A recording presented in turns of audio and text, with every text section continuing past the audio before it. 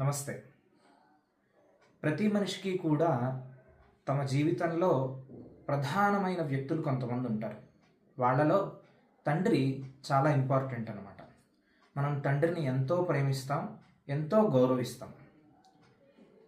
అదే విధంగా అంటే తండ్రిని ఎంత పూజిస్తామో, అంటే వారిని ఎంత గౌరవంగా చూస్తామో, అదే విధంగా అదే సమానంగా ఇంకొక నలుగురు వ్యక్తులను కూడా మనం పూజించాలి అని మనకి శాస్త్రం చెప్తోందనమాట.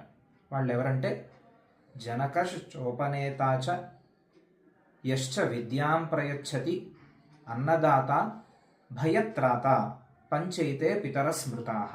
అంటే మొదటిది తండ్రి, మనం ఆల్రెడీ చెప్పుకున్నాం. రెండోది ఉపనేతాచ.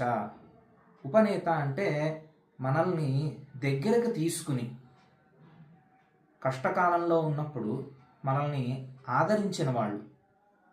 అదేవిధంగా యశ్చ విద్యాం ప్రయచ్చతి, మనకి చదువు నేర్పించినటువంటి గురువు.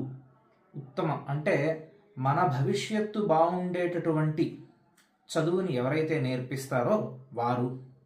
అన్నదాత, మనకి అన్నం పెట్టి పోషించిన వారు.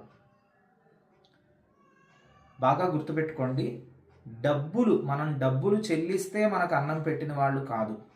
మన దగ్గర నుంచి ఎటువంటి ధనము అపేక్షించకుండా మనకి అన్నం పెట్టిన వాళ్ళు అన్నదాత.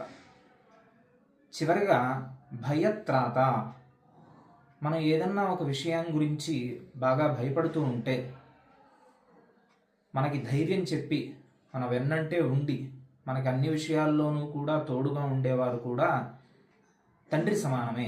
ఈ ఐదుగురు అంటే తండ్రితో పాటుగా ఈ నలుగురు, వీళ్ళ నలుగురు కూడా తండ్రిని మనం ఎంత గౌరవిస్తామో వీళ్ళని కూడా అంతే గౌరవంగా చూడాలి అని మనకి శాస్త్రం చెబుతోంది.